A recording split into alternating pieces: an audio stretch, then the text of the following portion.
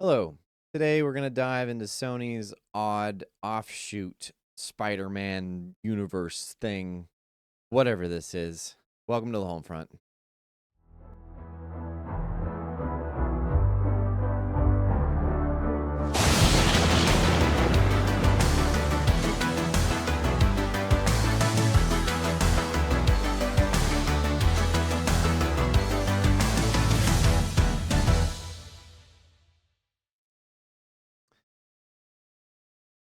Hello. That was the weakest hello I've ever heard. Hello, welcome. I'm going to say welcome to the weekend. I'm just going to put this on Thursday. I'll make sure that I do that. Sure. YouTube time is so weird. I know. I am Tyler, your host, and to my right, as always, is my overly artistic friend, Mitch. Hi. Mitch, welcome. I'm here. I'm sorry.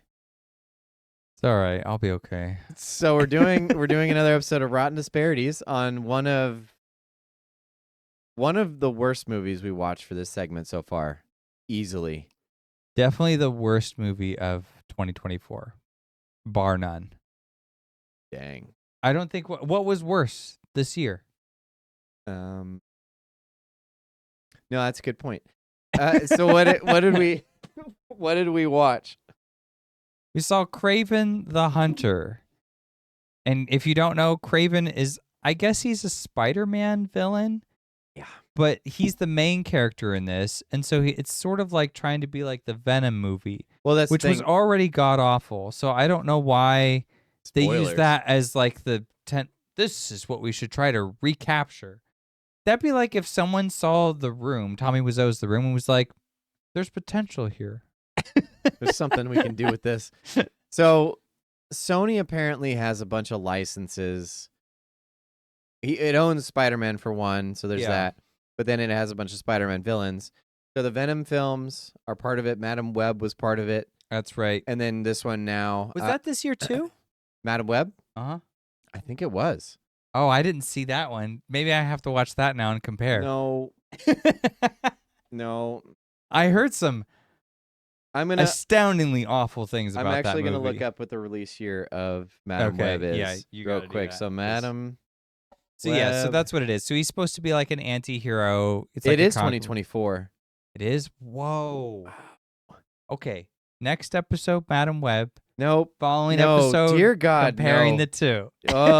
Which was worse? This one's pretty low, though. It's pretty low. Although, here, I'm going to look up Rotten Tomatoes. I want to see 11% for critics on Madam Web and 56% for audience. Well, see, this will be a more enjoyable episode for me because I can take refuge in my team. Okay, here's the thing. All right, I on average tend to line up with audiences. Mm-hmm. I do not always agree, and I'm constantly I'm thinking I'm going to switch over here, you guys. This is ridiculous. Having to side with these people and defend them is just, it's getting ridiculous. I don't know what to do with this. Well, shoes have switched because I've had to defend some real stinkers and explain why critics were just being ridiculous because they get caught up in like political stuff or whatever. They don't really focus on the movie. But yours is just like, where's the taste? There's got to be something here. Yeah, I will say, well, I was going to say that audiences seem a lot more disparate in their tastes, but I won't say that's the case because yeah, I don't think so. Like with critics, they liked Last Jedi. So, I mean, yeah, what do you do there? Okay, so we should just bring out the score. With Kraven, let's we'll do that first. Oops. Nope. There we go. 4. 15% is a generous score. I will say I'm just disappointed in the critics. I don't know. 15% is pretty gnarly. So would you say you'd give this like a half star? Yeah, if there's a 0-star option, I would do that. Oh, wow. It's just awful. Okay. Awful movie. So virtually everything about it is horrible. And the few things that are good it's again that situation where if you have something relatively good in it, then it just calls into question like It's like you just notice the bad so much more. Like Tommy Wiseau's The Room again. Like that movie is so enjoyable because nothing about it is good. There's not a single good thing in it. So it's just really fun. Whereas this is like, oh, that moment kind of sort of worked. So now it just. So that calls into, and that's an interesting point because The Room is Tommy Wiseau's start to finish. Yeah. Everything Tommy Wiseau's. This one, I don't really know who I would blame. Like, is it the corporate involvement? Is it editors? Is it actually bad writers? It's the screenwriters. I blame the screenwriters. I mean, I could blame them up to a point, but again, how much of that is interfered with by, and like, that's fair. we try not to, like, and I've said this multiple times, we try not to delve into that because it doesn't matter. The fact of the matter is this movie exists as it is now. Mm-hmm. Why? Well, why does this exist? Yeah, I'm gonna have a little bit of gloating. So explain the audience for me. There's no explaining. No, seriously, like there's no explaining that. 73%. What were they like? There's no explaining that. There just isn't. There's no way. I cannot. There's no way I can defend that. Try. I hate this movie. I hated it from start to finish. Like, it was insufferably bad. I mean, we were laughing at a lot of points because it was so bad, but it's a long movie too. It's like over 2 hours, and at some point you get kind of tired, and you're like, all right. Kinda. I was exasperated by midway. Okay, so let's do this. Let's back it up a little bit. Yeah. What do you like? What did you like about it? Okay, so there were a few redeemable things about it. So the music wasn't half bad. Benjamin Wallfish, which I tend to enjoy. I don't know if it was like the perfect score ever, but it was fairly decent. There were a couple moments where I was like, he's helping the scene. Like, he definitely aided the project as a whole. Yeah. Not quite James Newton Howard status, but like he was definitely throwing in more than the movie was allowing. Yeah, and there were the kind of like, I hesitate to call it main theme, but there was this kind of like vocal piece that he would recount. Oh yeah. And it kind of worked because the character, so he's kind of an anti-hero, and so he kills like, poachers and humans and stuff. And it's like he's the hero, but the movie is actually confident enough to explain how maybe he's not the hero by the end. So the music being that kind of somber bit, I actually think it felt like the composer actually understood the source material better than what everyone else was doing. Fair. And he kind of just ignored them and just did his own thing. So good job on the composer. Way to go, Benjamin. There's a scene at the end I think that works really well, but I actually kind of want to save that for later because it's not that you care about spoilers at all, but just because it'll be better with more context. We're not assuming that. Like, we're telling you don't care. Yeah, you don't care. You don't want to see movie. it. It's got to be Madam Web levels of bad. I mean, you saw the critics; they were right. Agreed. There's another scene in the movie where so Russell Crowe plays this like gangster. I guess he's like a mob boss. We don't know. Yeah, it didn't really explain, but he's kind of like a mob boss. And there's a scene where this crew goes to take him out, and it's in this like nightclub, and so there's like a musician, pianist up there, and then there's like a bunch of people sitting around at tables, and then it's like, this person sends their regards, and then and it's this massive shootout where like literally everybody in that restaurant gets involved. Was on one side or the other, and everybody just gets up and starts gunning each other down. Everybody's got a gun or knives or something, and they're like, "Let's go!" It's like a food fight, but in a Russian club. So a little ridiculous, but also at least kind of fun because it was strange because you're like, the scene is still going and they're still shooting everybody up. Like, okay, like I thought it was just these four people, and then a couple, those guys were incognito, and then there was a couple guards, and that's it. But no, it was everyone, and it was a packed room. It was great. So that was an entertaining scene. I'll give it that, and it was. Exciting because Russell Crowe's character he like figures out the guy sitting next to him is one of those guys, and so he grabs him, and then he gets shot. He uses him like a meat shield and just goes. And then he pulls out his gun and he's like firing, and then he like takes a bullet in the arm and he's like, just like still firing, and that was just kind of a fun moment in the schlock. It's one of those that just taken by itself. All right, yeah, I can handle that. Yeah. Yeah, because it also looks pretty decent. It's one of the few parts of the movie that's shot decent. Because a lot of this movie is, man, the shots, they just are so strange. Yeah, some weird cinematography choices. Though there were a couple of good ones. I mean, Yeah. just a couple. But I remembered them, like, visually enough. Specifically in the early scene, like, there's one where, like, it's like one of the characters is like, it's a close-up of his hand, and he's being dragged over this, like, field or whatever. This and his lion hand's, has like, him in his bleeding. mouth, and he's carrying him. So you just see his hand kind of like dripping blood going through the wheats, kind of like Gladiator, I suppose. Yeah, with his hand going through. It was kind of like that.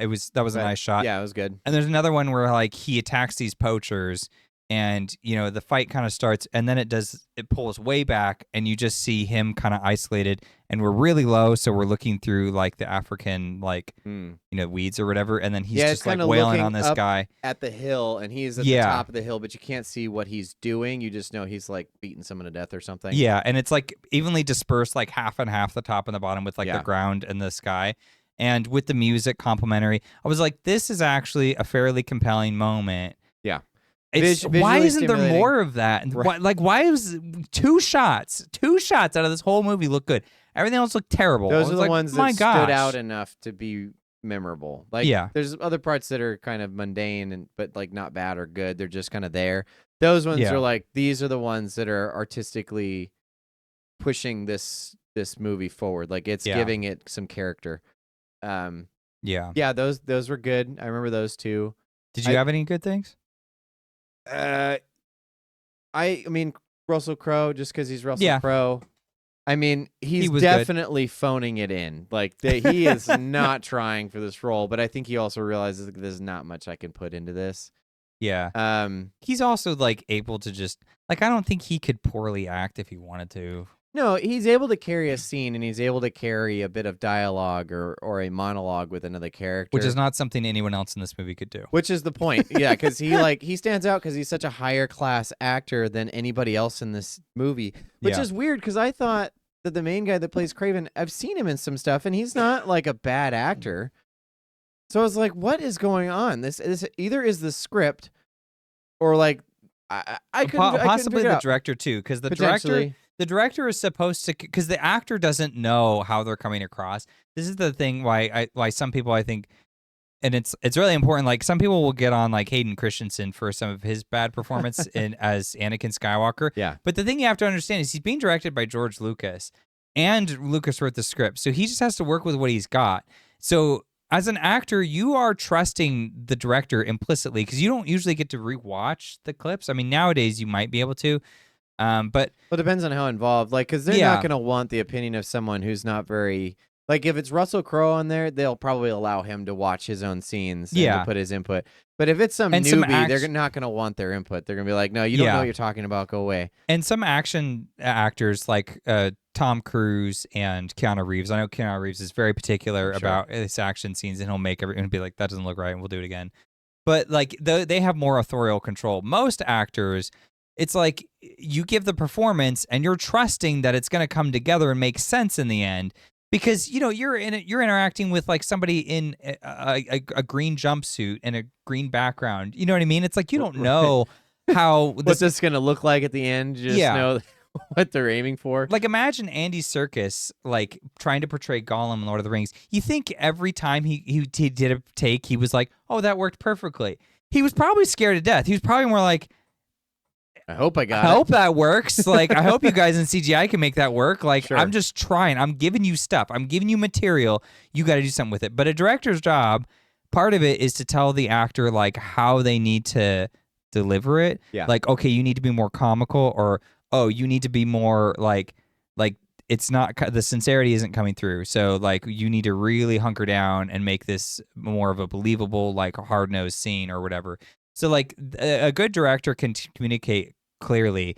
Like, you could look at like George Clooney in like Oh Brother, Where Art Thou, and that's a much more comedic portrayal than what he's used to doing, whereas he's typically more like, kind of more stoic. So like, but like a good director can kind of pull that out of an actor and be like, do it this way or do it that way. And it just felt like he was not doing that for anyone. It felt like everybody was delivering a line and they had no idea what the scene was in the grander context of the movie, or they just didn't care about the passion, and the director was like, yeah, it's fine, let's just go. And they were like, sure, I'll give you something, I guess. Like 90% of these lines, and that's probably low, are delivered so wooden and so awkwardly. It's like a human didn't write it or act it. It's like it was some robot that was acting like a human acting. Yeah. And it was rough. You know right away, too, because there's a scene very early on where it's like this girl and then her grandmother or something like that. Dude, the grandma was the most egregious. And they're in Africa or whatever. I don't think there was any salvaging that performance. No. Oh, yeah, I was telling you when we were watching it, I was like, you know what I would do if I was the director? I would be like, okay, we're running it again, and we're running it again, and we're running it again. And if she asks for water, don't give it to her. If she asks for a break, don't give it to her. Because the thing is, she can't deliver any lines. So the only thing I have, the only tool, is to just push this actor to the absolute breaking point to where they're just like, just going through the lines and be like, now I got something. Because I'm being facetious, but like, seriously, like, her portrayal was just like, da-da-da-da-da, da-da-da-da-da, and it was like, what are we doing? And the thing about her character, too, is that her granddaughter's like playing with these tarot cards, and then she comes up and she's like, don't play with those. They're dangerous. And then the lady... It's just like that. It's so bad. And the girl's like, well, what are they? And then she like pulls out 3 and puts them down, and this is supposed to be like tied in with the hunter or whatever. Yeah, they're like reading tarot. And then she explains each card. Yeah. She's like, that one's strength. And that one's the heart of a lion or whatever it is. I don't know. Yeah. And then out of nowhere, she's like, enough of that. Here's a potion that can bring you back to life.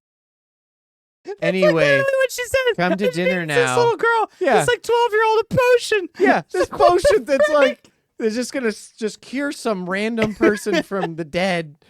You'll know when to use it. Yeah, you'll know when to use it. Now come to dinner, and then it's just over. It's like, what is this? And that's the thing is that a lot of this, there's not a lot of I forget the differentiation, but there's a couple of different story writing methods where it's an if then or a because of something like that. Yeah, basically that you want your plot points to push the narrative forward rather than just trying to put a plot point in there to make it make sense. If that makes sense. So basically, because she hands potion to daughter finds someone that needs it, right? Yeah. And so it's kind of like, well, who is this person? Like, why is this?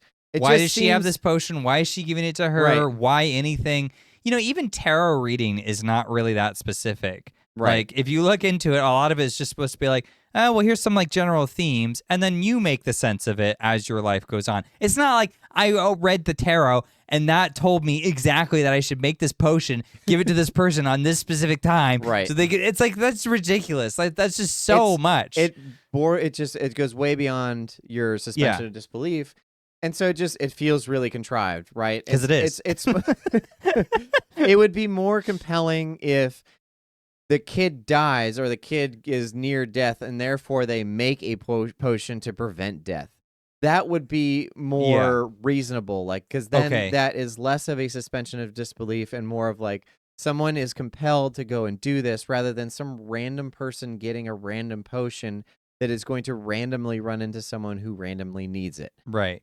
Because all of these contrivances and coincidences lend to a lesser narrative. Because now it's like, so you just, whenever you need something, it's just going to pop up in the plot. That's basically the precedent that you're setting for me. Yeah. And this person has nothing to do with anything. She shows up again later as someone who's like, she's got like this shaman grandma who knows tarot card reading. She lives in the middle of Africa. She has this random potion. So it's like, so she does magic or something? Like, what is it that she does?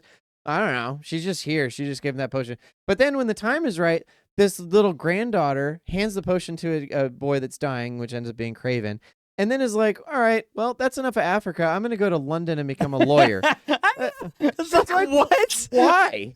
Why are you becoming a lawyer? Like, this chick made a potion that brought someone back to, like, do that. Right. You be that now. Like, why would you want to be a lawyer after all this? If I was a teenager and I got a magic potion and I brought someone back to life, I would be like, I'm following that path. this is a cool thing. This is what I want to do for a living. It was odd. So a lot of the decisions and plot points don't make a lot of sense. They kind of just happen where they need to. Yeah. And so it makes the plot just kind of bounce around a lot. None of the characters have like a clear progression. And I think the actors feel that too, because none of them seem to know what they're doing with the characters. And then they're reduced to just a stereotypical, like, generic archetype version of themselves, of what their character should be. Which would play into the theme if it was done by a competent writer and director. Because there is this attempted theme of animalistic tendencies within humans. And that's what Kraven's supposed to embody. Which is a cool theme. It's just in horribly, in theory, horribly it is executed. Because the thing is, okay, so for instance, Kraven gets attacked by, well, no, I'm sorry, he gets confronted by a lion. So the lion shows up and is looking at him, and he's on a hunting trip with his father, his over intense father. He's like, "Oh, you're gonna be mad. You're gonna hunt people." But here's the thing: that scene, unfortunately, sets up for a different payoff than they pull out of the movie. Yeah. Is that this lion is like staring Kraven down, and Kraven is staring it back down, and there's almost like a mutual respect that happens. And so you think like, oh, okay, that's cool. And so does he have his abilities right now? But then the father comes in and thinks that his kids are in danger. So makes sense. And the movie's been trying to convince you all the way to this point that the father is terrible. He's like, he's awful. He's a monster. And then the first thing that he's shown to do is try and protect his kids from this lion. And when he tries to protect it, the lion grabs Kraven because it just knows it's getting shot. It doesn't care where. So it's like, I'm going after the first person in front of me. So he runs after Kraven, grabs him, bites him a couple times, and then drags him off in the wilderness. Yeah. And then drops him off randomly with this girl who happens to have the potion. Yeah. So all of that happens, and then he comes back to life. He goes back home, and it's shown that the dad has now the head of the lion on the wall. Which, again, in my opinion, seems like a good father thing to do, because he knows that that's the lion that dragged my son into the wilderness and almost killed him. Right. I've removed that lion from existence. He will no longer be hurting any humans. I've taken my vengeance out. And that's like his code, right? He lives he's a hunter. And so for me, it was like, okay, well, I'm not really seeing why this guy's a bad guy, but Kraven just loses his mind. Yeah, he sees that and he's just like, you're the monster. I should have killed you. And then he like runs off. And we were both just like, I was like, whoa, what? I feel like he did this for you. And so apparently I could see him being just frightened, like that's resuscitating the trauma, because it is a very traumatic thing. Yeah. I could see that, but that wasn't how he reacted. He was just like, how dare you kill this lion? You're crossing a moral line here. Right. I was like, what? So he runs out, and then he runs off. And apparently this is a source of tension between him and his brother, because his brother's like, don't leave me with him. But he's like, no, I've got to go live in the wilderness. And then that's what brings up that scene we were talking about earlier that's well shot. But he sees these two poachers. One of which is like an old guy, and the other one is like this late teens, early 20s kid, and he's just like this real innocent looking. So they're killing these. Looks like some goofy New Yorker or something. Right. Well, they're killing what are they, yaks or something buffalo like that, or bison, and they're taking their horns, and then they just leave the rest. Yeah. So like evil poachers. Not a great thing, but these poachers don't look like they're just evil. They're just kind of out there because they're trying to make money. Right. And he's like, how dare you? And then he just butchers both of them. Yeah. He has no qualm. And this is still Kid Kraven, the one that was mad at the dad for killing the lion. He's like a 17-year-old, and he throws a knife into a man's face, and then he goes up to the other guy, and he goes up to the innocent-looking kid and just beats his head in. And I was like, whoa. This one feels like the evil guy. Like, what are you doing? So there's nothing there that has allowed you to accept him to want to kill people for doing this. It feels like, he might have a connection with animals on some level, but not enough to like butcher his fellow man. So that's it's unearned. Right, so you're just sitting there and it's like, oh, it's a decent looking shot, but I'm having a hard time accepting that this is the man that would do this. And that's what a lot of the movie is like, is that a lot of these moments will happen where you're like, why did you make this decision, or what made you go this far, you know? Well, you know how easily this would have been to solve too is if they had just properly explained the freaking potion, this wouldn't be a problem. So like, again, you don't have to use the potion. I'm just saying, if you are going to use it, she should have been making it with her. Like, They should have been making the potion in that moment. Like Kraven should have been making it with her? No. Oh, the grandma. The grandmother should have been making it with her. and the young girl, they should have been making the potion. She's teaching her this art. She's passing it down. So that makes a little more sense. And then what she should do is explain that, like, it's not perfect in the fact that it's actually quite dangerous. However, there is a circumstance in which someone's will aligns with an animal instinct, and that's when it can work or something like that. That feels very comic booky, yeah. It's kind of comic booky. It's very loosey-goosey, but I'm like, look, it's a fictional story. We can use our imagination. Story, so, yeah. It's a comic book story, and it would make sense. At least, like, there would be a thread there, and you would be like, okay, so is Kraven like part animal after taking this potion? And that's the seed you want to plant for the viewer, because then they're wondering to themselves, like, well, if he's part animal now, he might just go off rails at any point. And it's like, but he acts human, but then there are decisions he makes where you start to go, I'm not sure about that. That just seemed way too much like an animalistic response. It would make more sense if he was slowly descending. Yes. Or it was more and more aggressive tendencies where it's like he's becoming a lot more animalistic. He needs to be put in check. You would also create a situation where his there's consequences that come with it. Right. You don't just get to come back to life for free without any stipulation. Sure. And so that would have been interesting that it take as much as it gives, it takes something away.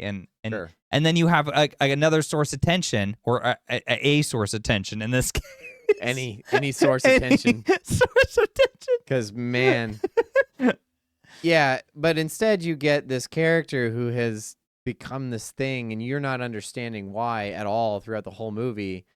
And it lends to these characteristics that he imbibes that are just insufferable. Yeah. So he has this, like... All right, so I'm going to mention one thing, and then I want to jump into an actual segment from this, because I think this is funny. Okay. And it's worth mentioning. So he has this, like, swagger walk that's just the worst. It's so stupid. So he's just constantly, like, the whole movie. And aside from that, he's got this constant, pretentious, arrogant attitude. Yeah. That's just, like, the movie feels like a 15-year-old boy wrote it. Or that you're, what I explained it as is, like, you're trapped in his imagination while he's playing.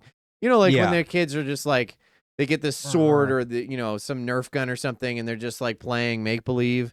Yeah. That's what I imagine is going on in his head. Mm-hmm. He's like the main character, so he's just like, whatever I go against, like, I'm just gonna overcome it or whatever. That's what the whole movie feels like for most of the characters, actually. And he's absolutely the worst, but most of these characters act like this with this arrogant, pretentious attitude. And it's a constant irritating thing. Like, none of them have any depth. None of them have any, like, compelling back and forth. None of them have any, like, qualms about some of these things that they're doing. Like you said, there's no consequences for a lot of this stuff. You know nothing about the grandmother. You know nothing about the girl. You know basically nothing about the villains, except for the one explains something a little bit about himself, but it's just about his condition. It has nothing to do with, like, who he is as a person. Yeah, he does this whole antagonist backstory. Like, I'm gonna tell you what made me this way. Yeah, exactly. Stop. Okay, and so hit the swagger, and then was there something else you said you were gonna get into? Well, I wanted to start a segment. I just feel like if you wanted to add to that, I'd let you do that, and then I just want to reinforce that there are no good or compelling characters in this. They had an opportunity with one, and they blew it. They had a couple opportunities. I'd say that one's the strongest for sure. But anyway, okay. So go into it. So this segment, I couldn't take it seriously in the theater, so I'm calling this tasteful nudity. One day, like I said, I really want to be able to make stingers and stuff for this. Yeah. But I'm going to bring this up. So there's a scene in the movie, and, like, there are scenes in other movies, and I'll ask to bring up a couple examples here in a second. But okay. There are scenes in movies, and they're really, really stupid most of the time. But, like, they at least make some kind of sense narratively, right? Yes. The classic is the male lead will get some kind of injury, and he'll have to take off his shirt so that the female romantic interest can dab it up with her, and then it eventually leads into them kissing and whatever. Right. But it's an opportunity to remove an article of clothing, typically the shirt for the guy, Yeah. So this one, It's a contrivance, but it's like a movie thing. right? and- Yeah, you just kind of accept it because you're like, sex sells, so we're looking Sure. at some attractive person that's put a lot of time in their body, whatever. So this one had one of the most egregious, ridiculous scenes I've ever seen in that vein. This guy, he goes out and he kills a bunch of people that are apparently like drug lords or something. Yeah, he kills a mob boss who is in prison. And running things so he from breaks the prison. into the prison Yeah, and then breaks by out. pretending to be an inmate, Right. kills the guy and a bunch of other people, and then breaks out. He gets onto a helicopter, whatever it is. That No, picks it's like him up. some jet, some giant. So someone's jet. sitting out there in the snow waiting for him. He jumps Yeah. on. It closes up. He just walks in the back, rips off his shirt, and stands there and flexes in front of the camera. It's so bad. He's just like, he gets back there and he's like, and I'm like, and it's like, yeah, I got it, man. You got abs, but why did you take off your shirt? Because he doesn't It's like. freezing cold. It's frozen. It's snowing. It's Russia. It's cold. So cold. And he's like, there's no bandages he needs to put on. He's not injured. Nope. He's not going to jump into bed. He just gets back there and stands there. He doesn't even talk to the pilot. He says like one word to them He's or just something. like, don't eat this anymore. Like, it's so stupid. So that was the most egregious. But I wanted to see if you have any further examples of tasteful nudity that you think maybe not are as egregious, but egregious. That are egregious, like as in like bad. As in like this has no justification, but they threw it in anyway. I have two. Okay, well, so the issue doesn't bother me as much as it bothers you. Sure. I think because I guess like I have more qualms about it on like executing it on a personal level. So if I was directing this movie or writing it or acting in it or something like that, I would have more stipulations on my mind about it because, I want my actors to feel comfortable. Like, I don't want anyone feeling like they have to do something that they don't want to do. And, it's like, we're not making a porno here. Like, and I get it. It's like, I get how much you exploit someone for getting butts in seats. Yeah, I get it. But I mean, I would also feel the same way if I was directing an actor and it was a really emotionally charged scene and it was really long and it was really difficult. I would feel the same way. I'd be like, look, it's like you're putting yourself through a lot here. I get you're an artist. I'm an artist too, though, so I have more my sensibilities for it are higher. But like, okay, so I'm gonna go through two that I thought were. Why don't you go through yours? Because like again, it doesn't bother me as much. I don't like factor it in and keep track as oh, that was a terrible one. Well, then I have I think three that made more sense. So okay, there's two. One of which is Thor, Love and Thunder. So there's a scene where Thor gets captured by Zeus or whatever, and Zeus like blows his clothes off. Yeah, and it's just like, why? This is just for whomever in the audience appreciates Chris Hemsworth being naked. The other one, which is far more egregious because it was just so stupid, was Star Trek.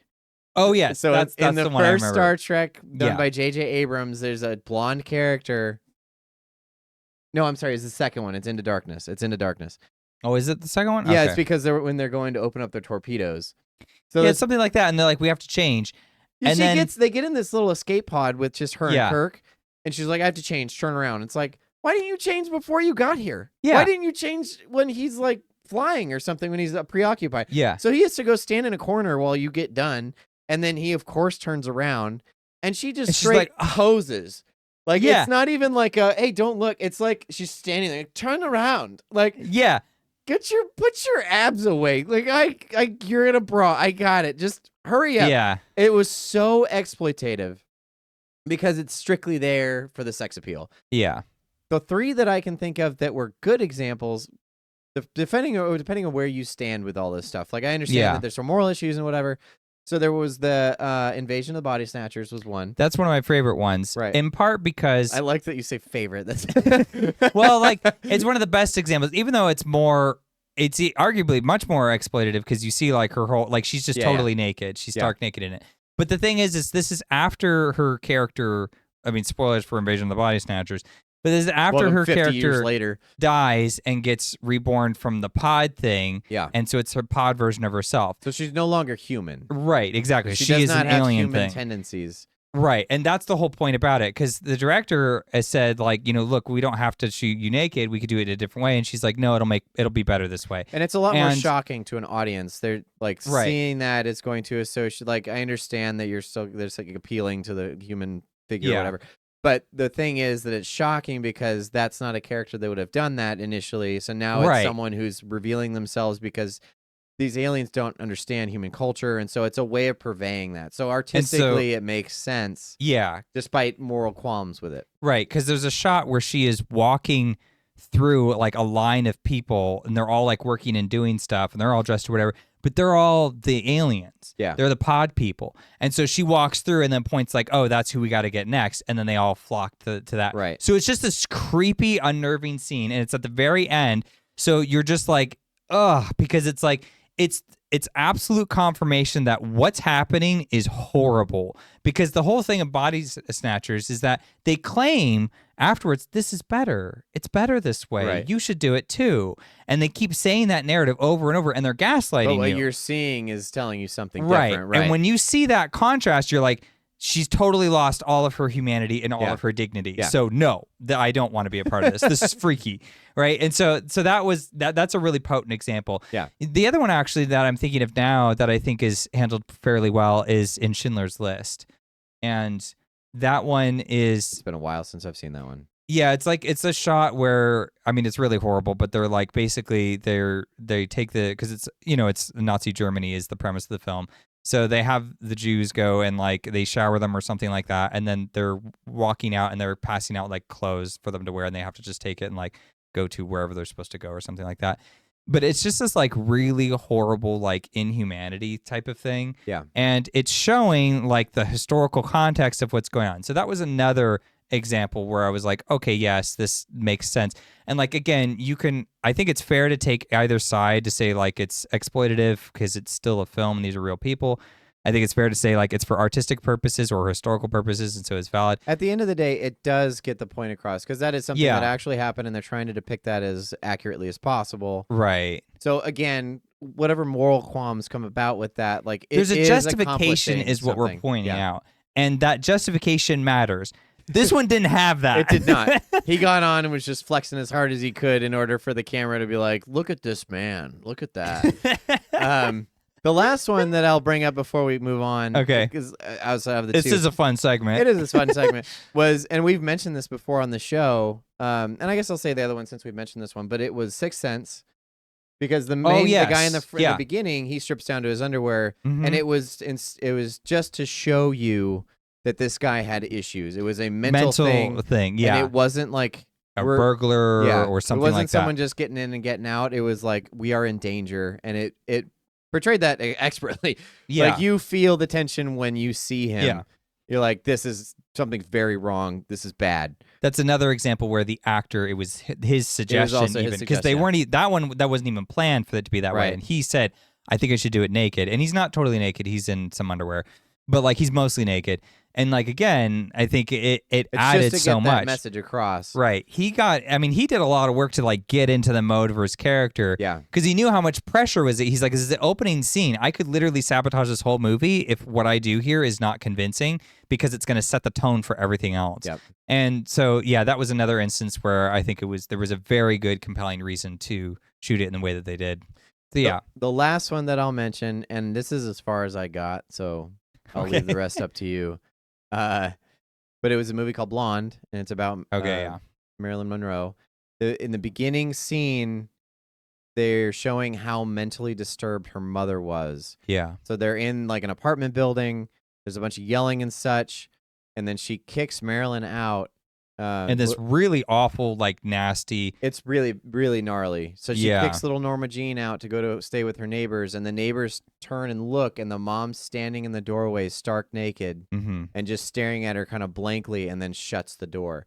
It's really disturbing. Yeah. It's really creepy, but it kind of gives you an eye into what Norma Jean lived through when she was a kid.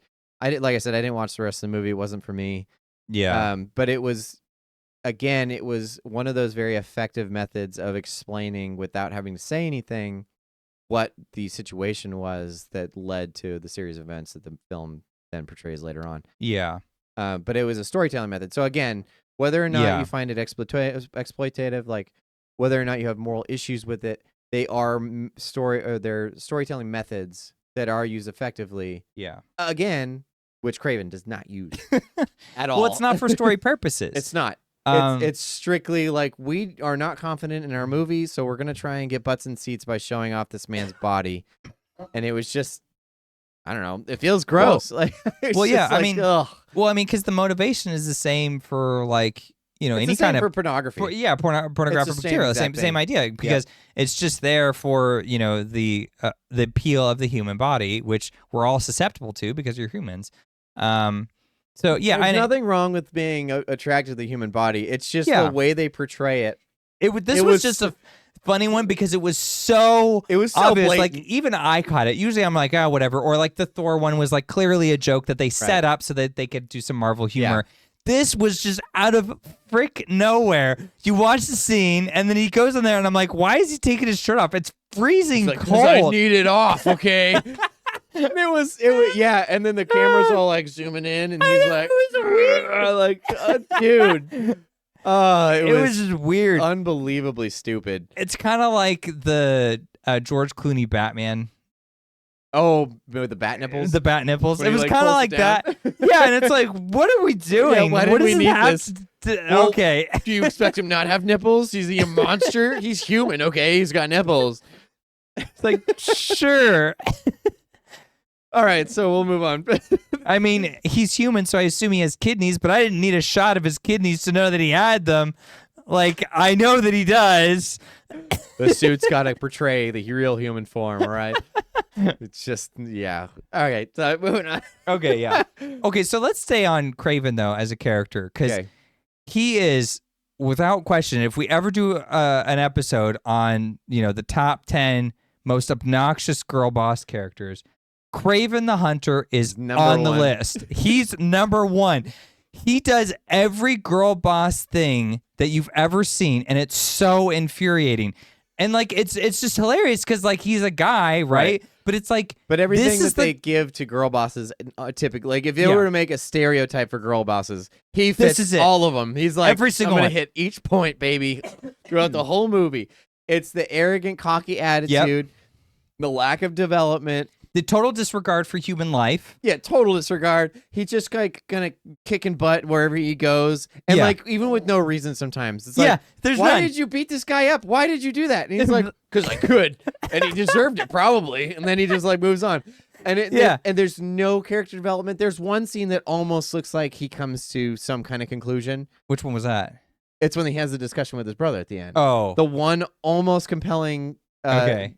Dialogue, and then the end of the movie just completely cuts that out. It's like, nope, it didn't mean anything, basically. In fact, the little brother was right, and he just kind of leans into it. Yeah, exactly. Yeah, so he was just such an infuriating protagonist to follow. Yeah. And it's like, so when people complain about girl bosses, it has nothing to do with women. It's just the way a character is written. Right, because I think what happens is women are often, you know, associated with that archetype, because a lot of writers don't know how to write women, because they get into this stupid, pointless conflict where they're like, well, it's a woman, so everything's different now, right? It's like, it's an not really, she's human. She's probably pretty similar. Like, but they don't do it that way. Well, and it's so an then overcompensation. It was so long they were written as like these damsels in distress that at some point someone was like, we can't write them this way anymore. They've got to be the same as the man. So then they like switched it out to where men were basically inept and these girls were just doing everything and the guys could basically do nothing. Right. And so then everyone was like, this is not realistic at all. Like, we don't like it either way, really. But okay.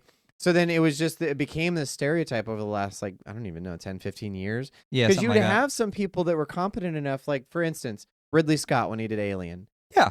That was a competent female Classic character example. Without having to demean either side. Like, it wasn't at the expense of someone else. The problem comes when you make it at the expense of a full gender, right? It's not even just a character. It's like, well, no, none of these men can do. Like, I have. They put all of them down. Right. And that was one of my problems with Scarlett Johansson as Black Widow, specifically in Iron Man 2. Because when she shows up, there's no justification for her to be able to be as crazy good as she is. But they intentionally put her next to people like Happy, Jon Favreau, Yeah, in order to show that she's way more capable than anyone else. I see. As the series continued, it was like she was keeping up with Cap and all these people, and I was like, how is she doing this?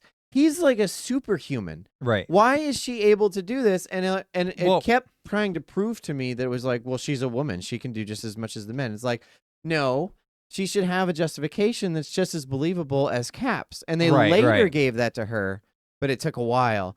So Well- Kraven, Hold on a second, but Hawkeye falls in the same camp. absolutely. Yeah, so it wasn't even. He's a little less over the top for sure, but he's absolutely still in that. Yeah. Like, why? That's what are because you doing he's way here? less of an interesting character. He is for sure, and like that's to to his credit. Like he's got charm and he's good where he puts himself. Like he carries the You're talking character. about the actor. Yeah, Jeremy Renner.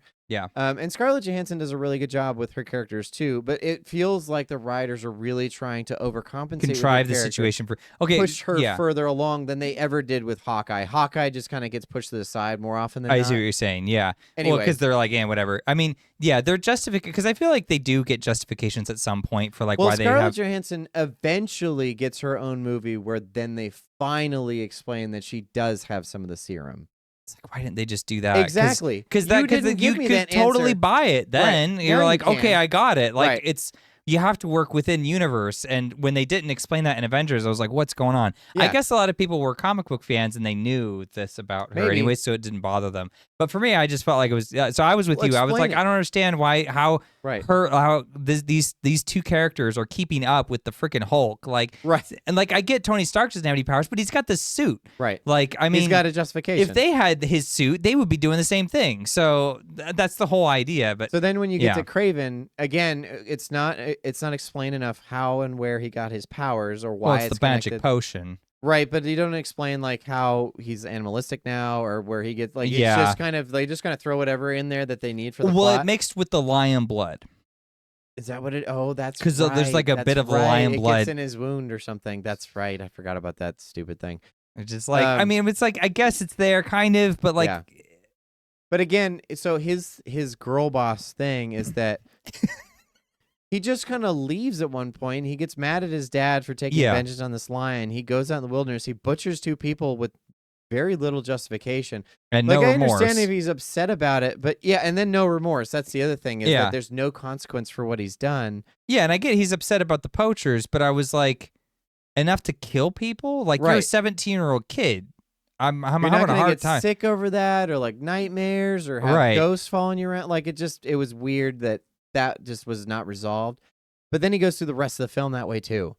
Is that Yeah. he just kind of kills random people here and there, and he's just like swagging around everywhere. Doesn't really care that that's his legacy.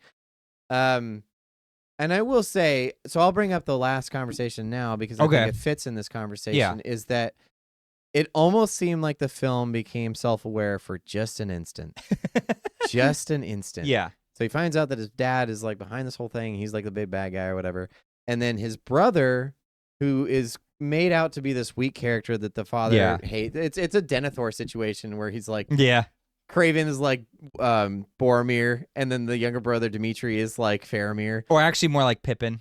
Or yeah, sure. 'Cause he's, like totally weak and He's helpless. like this super weak, tiny guy, but he's shown to have this ability that he can mimic people's voices. And so you're kind of like, all right, I know you're going somewhere with this. I don't know where it is. Yeah. But at the end, Kraven I don't know if he leads this bear or if he just lets this bear kill his father. He just Yeah. basically walks off and this bear comes out of nowhere and just mauls this guy to death. And it's like, that's kind of dark. Like, why didn't you Yeah. just shoot him or something? And This- he another thing I don't like about that is he takes the bullets out of his dad's right, gun. he doesn't let him defend himself at all. Right. And I was like, that doesn't work because it's like you should let the hunter and the hunted just compete Right. and then let the situation resolve. Right. Because that would be more like his Well, it's the intent's laws of supposed- nature at that point. Right, laws of nature. So he should be akin or be beholden to that. But he isn't. He's just like, oh, I just want him dead. Right. So it's like So it's just makes straight you seem like evil. yeah, just like straight up cruelty. And there was no reason in the film to believe that was justified. Like there was nothing Yeah. there that made me understand why you would allow that to happen to your father. Mm-hmm. So all that happens. But then the brother confronts him about it. He goes, Yeah.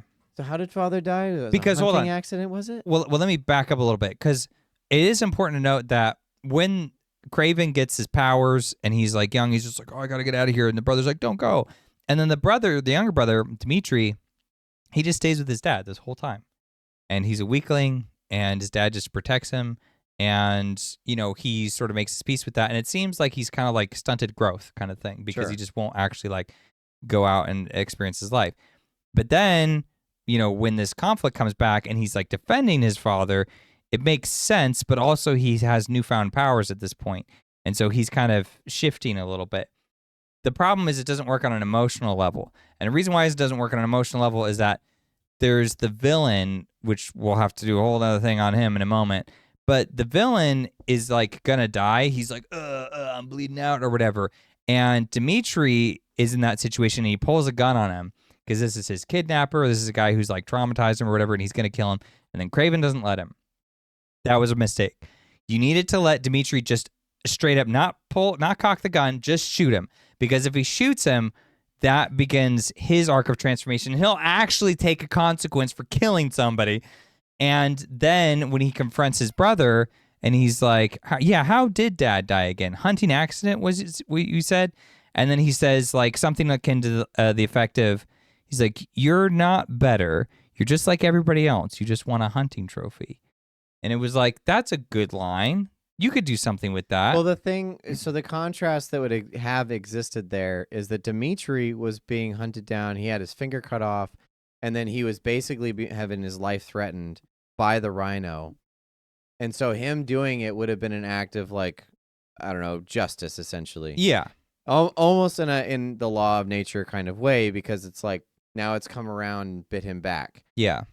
So that would have been more justified, whereas Kraven killing his father the way he did was just brutal. Like there was no justification for being that brutal. So then when that conversation happens, it would have been Dimitri almost comparing himself and being like, no, see, I'm growing in a way that like I had to. Yeah. You're just doing things because you can. And like I said, that conversation almost brings about a little bit of self-awareness in the film. Because it was really interesting because he's acting like the weak child and then he just switches. Yeah. And he does a really good job at the moment, actually, considering how badly he's done in the rest of the film. But he's like, no, you're just like father. In fact, you're worse. Because you're just looking for a hunting trophy just like he did, but you killed your father. You allowed a bear to maul him to death and took away his self-defense. Yeah. And you're claiming that you're better than him. Yeah. He's like, how are you better? You're worse. Yeah. He's like, I'm going to take over what father left behind because I earned it. Yeah. And that's all interesting. Off. Yeah. That's all like, why didn't we get more of this throughout the whole movie? Yeah. And he actually went through some stuff that would actually like explain. It was actual development. Yeah, actual development. Because like Kraven didn't have any of that. Like None. They have him kill the poachers, and then it's like the next scene he's killing more poachers. Like I kid you not, he just kills a couple. Kills everybody in the movie. I'm just like, all right, he's just killing people. Well, whoever he encounters, he's just kind of butchers. But there's no reason for it. There's no like, it's real tough to follow the plot and like who's who and what's what. But I'll say, so we've gone about an hour now. Let's just go over the rhino real quick. And just kind of, I think it's interesting how you just completely just are like, oh yeah, the rhino is in this movie. The rhino is in this movie. The Spider-Man villain. Spider-Man villain. Now, okay, he doesn't show up until like the last 40 minutes too. I hate that much because it's like, well, wait there's a minute, actually what?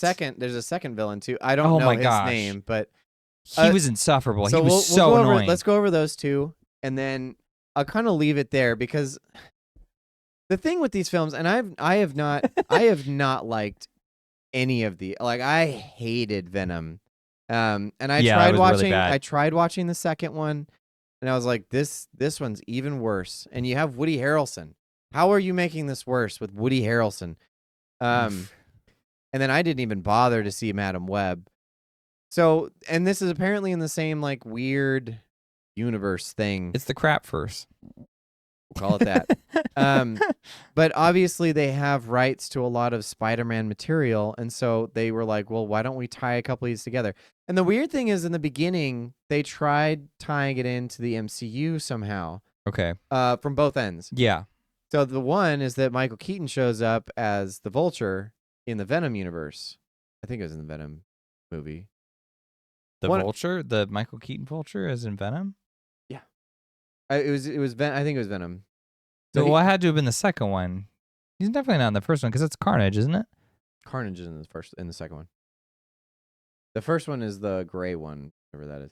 Anyway, Michael Keaton shows up in one of these films, no. one of this Okay. Ratverse films, and he's clearly portraying the Vulture from Tom Holland's Spider-Man, which is Yeah. like that's a Disney MCU property.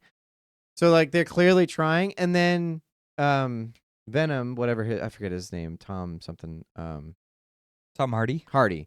Tom Hardy shows up at the end of No Way Home. So the very end of the third Spider-Man film, he shows up in a bar. He gets That's right. He gets a drink and I gets remember that zapped now. back out into his universe and leaves a bit of Venom behind. And it's like, what are you guys doing? What are you doing? It's just either do something or don't do something. It's just this constant tease. It's the end scene in Marvel, but like without any payoff. Like they're not actually doing anything with it. They're just saying, "Hey, we could, maybe we will. I don't know, maybe." It feels a lot like that. But this one was pretty egregious in that way too because they have the Rhino. Mm-hmm. And then they have this other character that I don't even know the name of. And I don't know either. He's horribly portrayed in this movie. So whomever he's trying to like emulate, it's not well done. They should have cast Jeff Goldblum.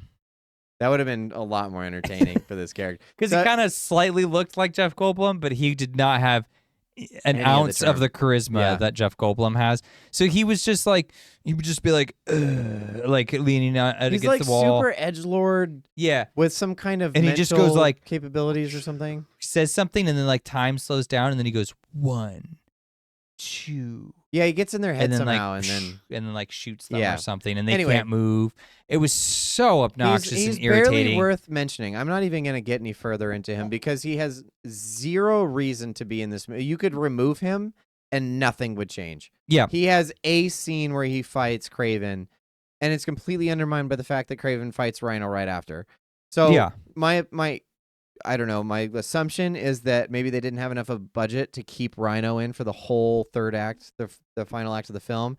So they had someone else to pad it out that's not as CGI heavy laden. I guess. That's my guess. I don't know. That might be right. No might be clue. wrong. Either way, this character was terrible. Most of his scenes are not justified. You could remove all of his scenes in the movie and the movie would not suffer. Yeah. Not that it would be suffer. better. It would not suffer by not existing either. It would be less bad. I would suffer less if this movie didn't exist. Yeah, because they have a scene where he like kills a random security guard for no apparent reason. And then they have almost immediately after another scene where he does the same thing to like some other character. And you're like, I got it. Like I got the message. I understand what he can do. Yeah. And they did that another instance too, where like, well, he does it like 4 times. Yeah. Like Kraven goes and he talks to the lawyer girl who saved his life. Somehow he hunted her down, I guess. And they have this conversation and she's like, oh, who was that mysterious man I talked to? And then the next scene is just her like going on her computer, looking up a bunch of articles about all these killings.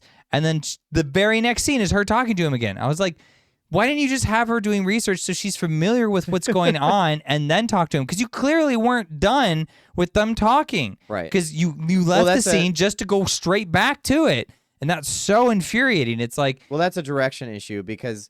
Well, it's a writing issue, too, because it's like you weren't aware. Like, you were like, oh, I have to go over here and do something just so we can come back and I can continue my scene. Well, that's the point, is that you're already having this dialogue. For her to leave the dialogue and then immediately return to it in the next scene is very lazy. Yeah. Because it's like, there should be more happening here. It's just, this information could have been conveyed while they were together or from one character to another. But yeah, anyway, so she's researching this stuff. Doesn't matter. This character is totally irrelevant. Again, you could remove all of his parts from the movie and it wouldn't change a thing. And I think that's enough to just like say you're irrelevant. You shouldn't be here. Right. But anyway, outside of all that, there's the Rhinos in this movie. So the Rhino is another like opposing mob boss or something, not fully explained. But I guess he's trying to gain power from Kraven's dad. So he kidnaps Dimitri, and then Kraven has to go after him to save him. And then they have this big CGI fight with a bunch of the bison, buffalo, whatever the things are out in the wilderness. It's really bad looking.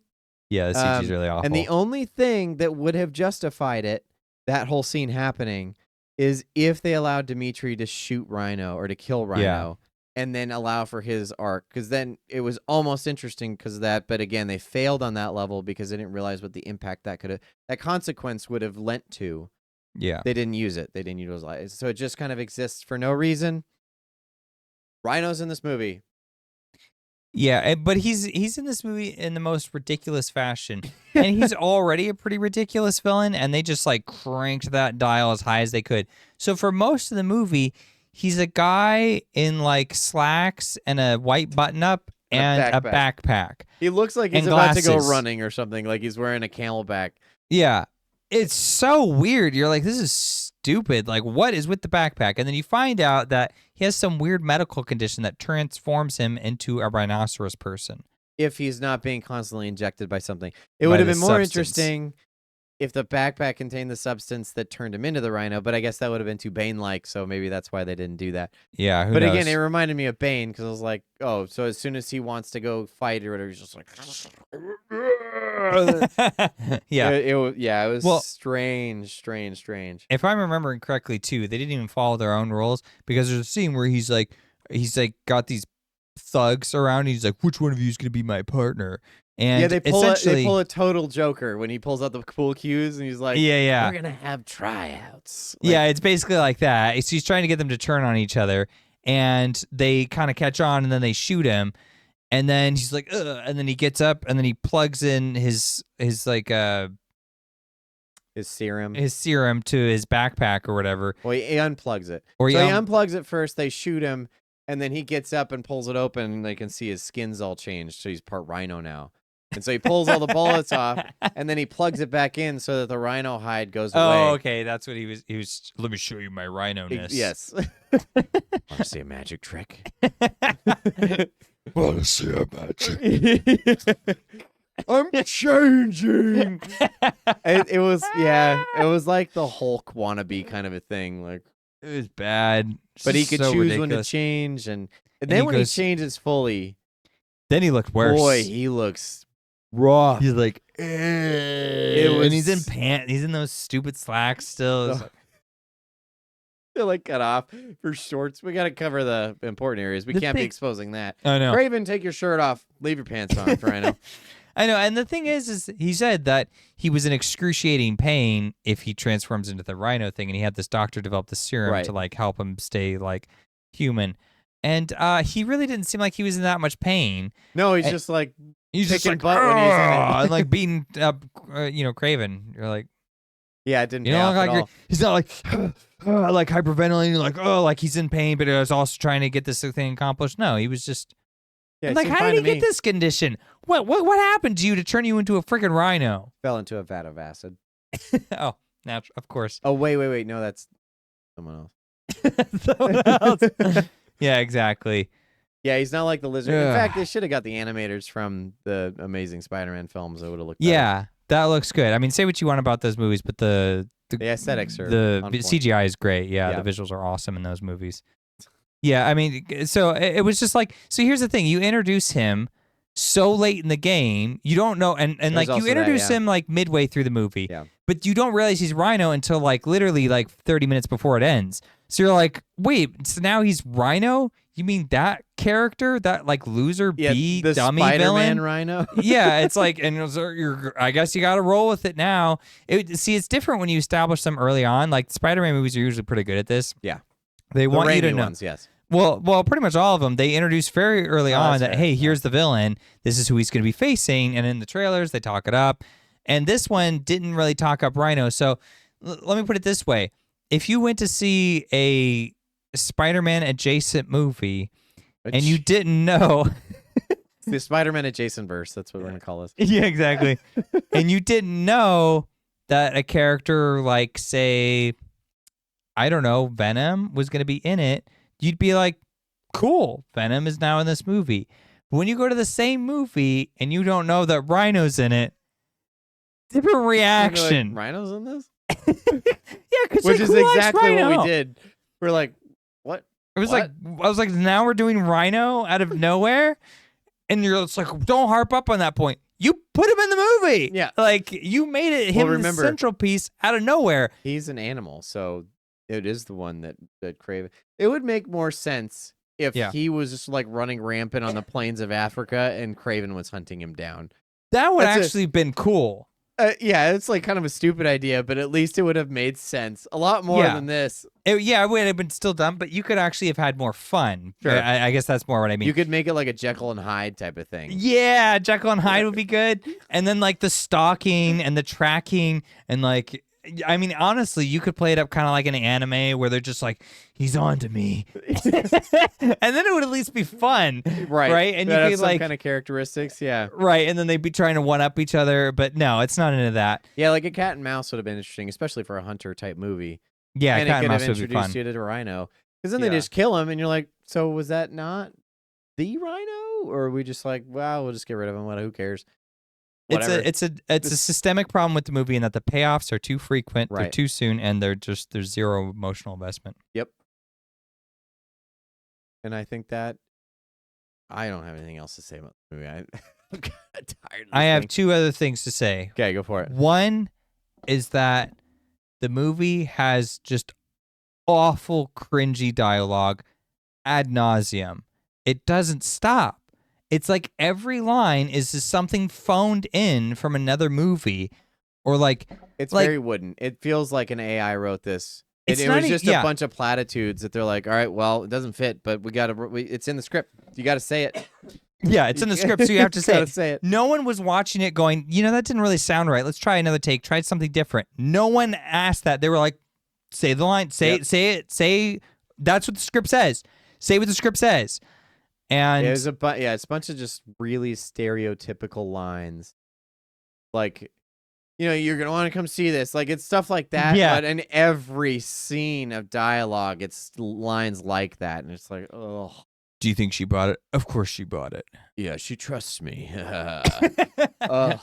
And And then, basically, the villains, like, they should have just had mustaches that they twirled. Like, Yeah. there was one guy that was like, "What are you doing out here?" He's like, "Are you out here killing animals?" He's like, "What's your business here?" Yeah. What's it to you? Yeah. And then Doesn't matter. We can do whatever we want. Like, stop. No one is this generic. Oh my gosh. yeah, and then she's like, he calls her up. Kraven does, the lawyer lady, and he's like, "Oh, we were set up, so you got to get out of, you're under attack now. He's gonna be targeting you." And then she's like walking, and then she turns and goes, "Oh my gosh, there are 5 people coming into the building right now to get me." And it's like, what? They Which- just so happened right now, this very second? There's- wow, well, there's that was that. great timing But with it's that also- phone call. 5 guys walking into this really nice high rise dressed in suits, and the suits are what tips her off. It's like, doesn't everybody in here wear suits? Like, this is a really fancy. She looks like a freaking fashion model the whole time. Like, yeah, they're gonna be dressed in suits. Like, what? Who gave you away? Like, what about these guys is it that's unusual? It's like they got caught. I'd be like, wait a minute. They look evil to me. Are their suits black? Oh no! Let's go run. Do they have ties? Oh. Oh my gosh. Have they I bet their showered? socks are black too. Their souls and their hearts. It's so stupid. It's Oh, about it's that kind ridiculous. of reasoning. Like, that's this movie. Yeah. And Throughout the so whole you're just kinda time. like, I guess I'll just accept it. Sure. The Black whole suits, time. they're evil. But yeah, they should have come in like muscles. Anyway, what was Yeah. your second point? Well, the second point was that, for those of you wondering, we are not drinking vodka. We are drinking sparkling It cider. doesn't even look like vodka. That looks like No, champagne. it doesn't. But if you were to drink vodka throughout this movie, because there's a ton of Russian characters in it, I would not blame you. I In think fact, that's how I recommend it. we should play a drinking game with some of these films and just And die? for- Get hospitalized? we would have straight alcoholic poisonings for sure. I would say, like, if for every generic line we got to take a shot, we'd be dead 5 minutes in. But This movie would literally kill you. you kill you. I don't think anyone could stomach it.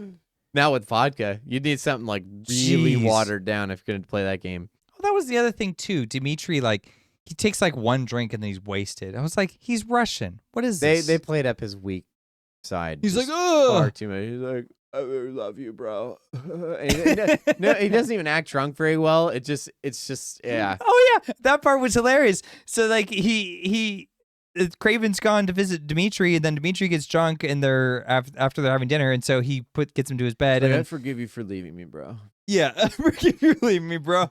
And then Kraven like is trying to sleep on the couch, and then the air conditioning is too loud. It's driving him crazy. right. So he goes out and he goes He has outside, to not sleep just on on the the lawn. balcony. The balcony would have been fine, but no, he's got to go out into the park.